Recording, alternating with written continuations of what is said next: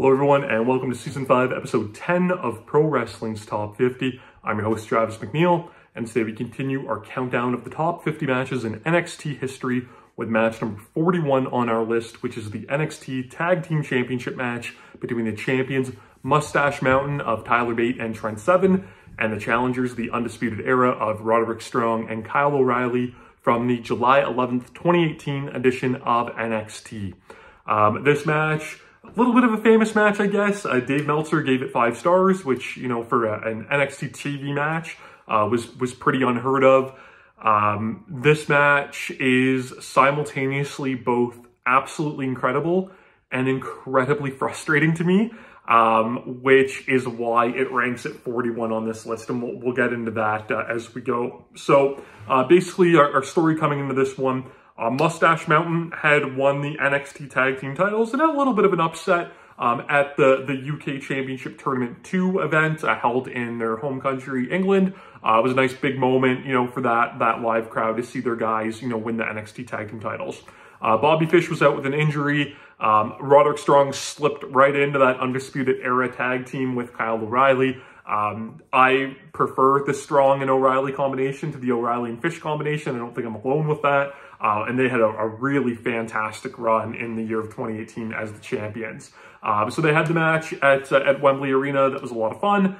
They had this match on TV, and then ultimately they would have a third match, a rubber match at the NXT TakeOver Brooklyn in 2018, which was really good and just missed the cutoff. You know, I talked about how it was really hard to kind of determine what my number 50 cutoff was going to be for this list. And this was one of, you know, of about 10 matches where I was like, could it reasonably slide into 50? Maybe. It's really good. All 3 of the matches between these guys are really good. The first one's a little bit more of a sprint. It's a lot of fun. But this is the real, you know, long form, kind of dramatic meat and potatoes match. And it all revolves around one simple story of Trent Seven's knee.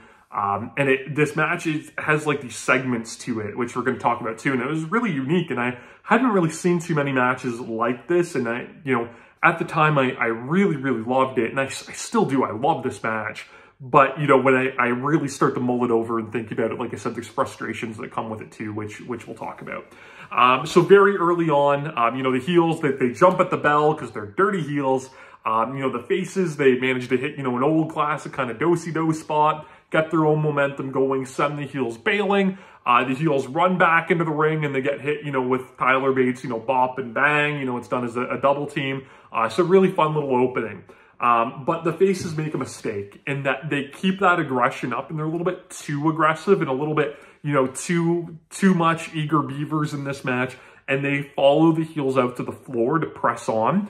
But when you're out there, you know, you're with guys dastardly like the Undisputed Era, they're going to take advantage out on the floor, and they do. And especially on Trent Seven, they managed to post him, and Roderick Strong hits a shin breaker on top of the ring steps to Seven. And that is the story of our match. The Undisputed Era, you know, sharks to blood in the water. They go after this dude's knee the entire match. They are so vicious at it. They, you know, take down his knee pad, and they just do whatever they can. And Trent Seven is, in my opinion, a really, really underrated wrestler. He gets a lot of shit, and I'm not quite sure why, to be quite frank, because this dude, his selling is amazing. He's so good at selling. He's this really great, like, underdog babyface to me. He had a match on NXT television with Zach Gibson, that or NXT UK television, I should say, very early on in the run of that program. That was incredible. Nobody talked about it. Nobody was watching NXT UK at that point. But it's so good. He had a title match with Walter too, both in NXT UK as well as in Progress, that were both really, really good too, and showed, you know, he's kind of like a goofball, right? Maybe that's kind of why people don't love him. But when it gets down to the brass tacks, like, this is a dude that can sell his butt off, you know, and make you really feel the pain that he's going through. It's his strongest point as a wrestler, and it's on full display here. And so they, you know, they're just destroying his knee. Kyle O'Reilly's a great slime ball. He's doing, you know, the Moustache Mountain kind of pose while he's, you know, working away at his knee. Roddy and Kyle are constantly making tags throughout this match, just showing like what a well-oiled machine they are. And you never see that amount of frequent tags in a WWE wrestling ring, so it felt unique and different and really cool.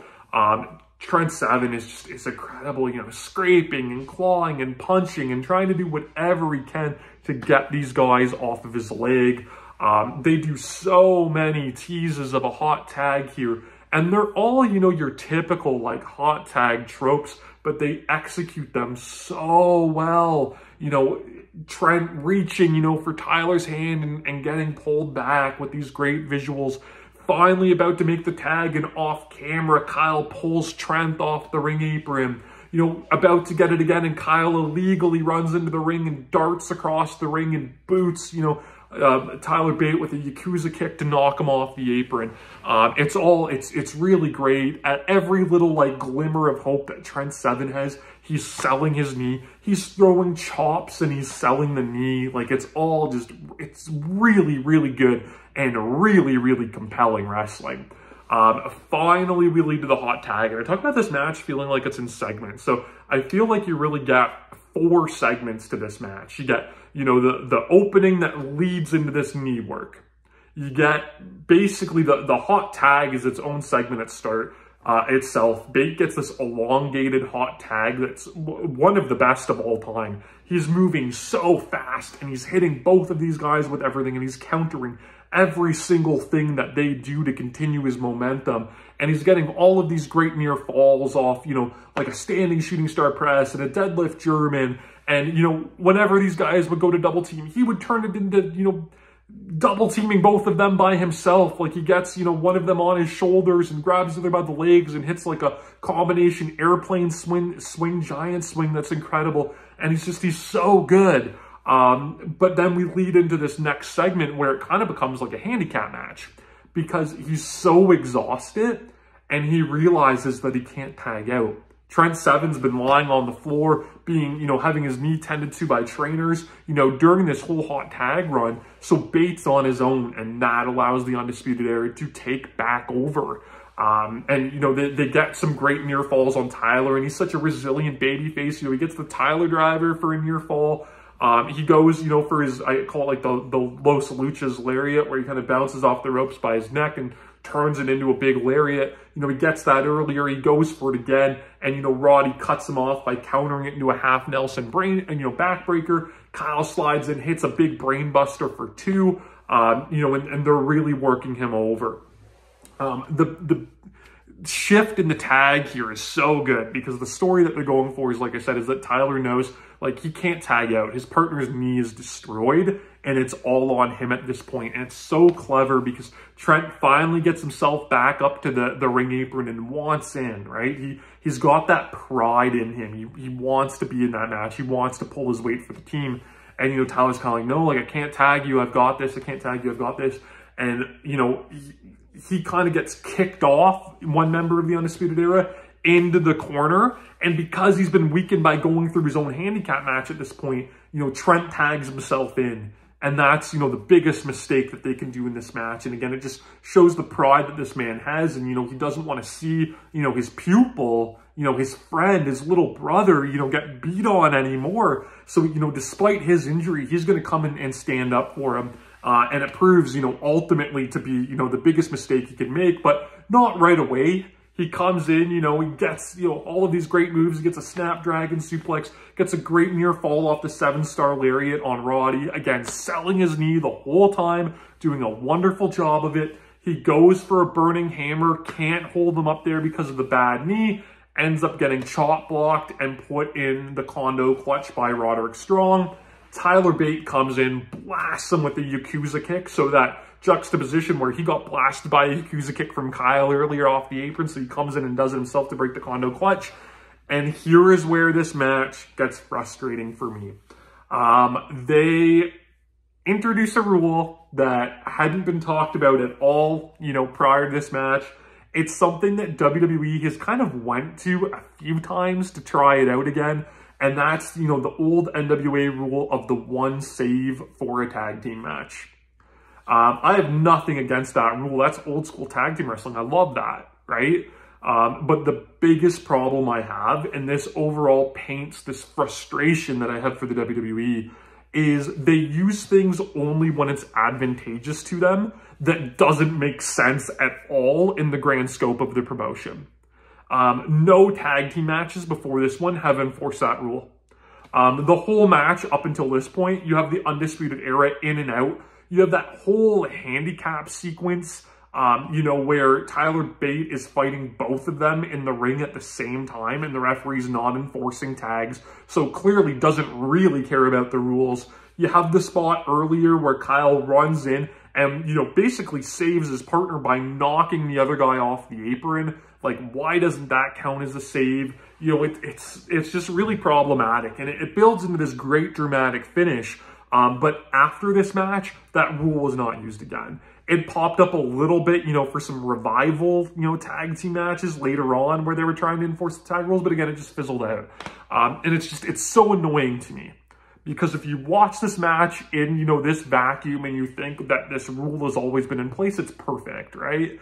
But it wasn't enforced in the match. It wasn't mentioned on commentary. It was just like, oh yeah, let's, you know, dig this out of the mothballs and use it and forget about it. And it sucks. It sucks. It's insulting to us as wrestling fans to have, you know, we have to suspend our, our disbelief enough to be a wrestling fan. But like, especially when it comes to something so easy like this for the rules, to kind of have to go, oh yeah, okay. You know, it just, it takes you out of it because it's so phony. And it makes you remember that you're watching something that's fake. And WWE uses stuff like that so often. They rehash finishes so often. How many times have we seen takes on the Montreal screw job? And, you know, I hate it. Like, I have this inherent problem with it. And unfortunately, you know, because this match uses it, that's why it ends up at 41 on this list. If it didn't, if they somehow cut Tyler off again, like he got, you know, slammed on the apron or something, I don't know. I don't know how they could have done it differently, or if they enforced the rules even for a couple months leading up to this match and a couple months coming out of it, and then decided that they were dropping the rule and there was like a formal announcement of it again, I'd have no problem with it. But just how it's executed bothers me so much. This should be a top 10 match, you know, with the work that these guys do in it. But it sits at number 41, and this is the one reason for it. And maybe you could criticize me and think it's, you know, unfair that, you know, I dropped this match so much lower, you know, because of it. But it's my list. I can choose to do what I want to do, and it bothers me to that high of a degree. So Tyler makes the save, and the rest of the match is Trent Seven, you know, in a knee bar, basically. Kyle O'Reilly hits his big flying knee, which they've done a great job establishing in NXT. He's even used it as a finisher before. On to Trent's bad knee. He locks him in a knee bar, and we get this great, you know, dramatic couple-minute sequence of, you know, Tyler Bate, you know, trying to will Trent Seven to the corner, Trent doing whatever he can to fight that knee bar, Tyler being, you know, held back by the referee because he's already used his one save and he can't come in and break up the move. And it ultimately leads to Tyler, you know, not wanting his, you know, his mentor, his partner, his best friend, his brother, to sacrifice his career, you know, for their match when it's futile. He knows it's a matter of time before either the leg snaps or he passes out from the pain because he's too prideful to give up. So Trent, you know, Tyler Bate ends up throwing the towel in. That's enough. That causes the title switch. The Undisputed Era immediately get out of there. Tyler Bate like dives in, you know, to cover up Trent, which was a great spot, you know, visual as well. And the Undisputed Era are just, again, great dickheads. They're, you know, Kyle's playing air guitar, you know, on the title while this man's, you know, knee is hanging on by a thread. So really great stuff. So dramatic in the end. Great performances from everybody involved. The crowd was so invested in it. It was a great piece of television. This match is a great TV match that, you know, should always be talked about and remembered. But like I said, because of how it was executed, that is what is detrimental to it.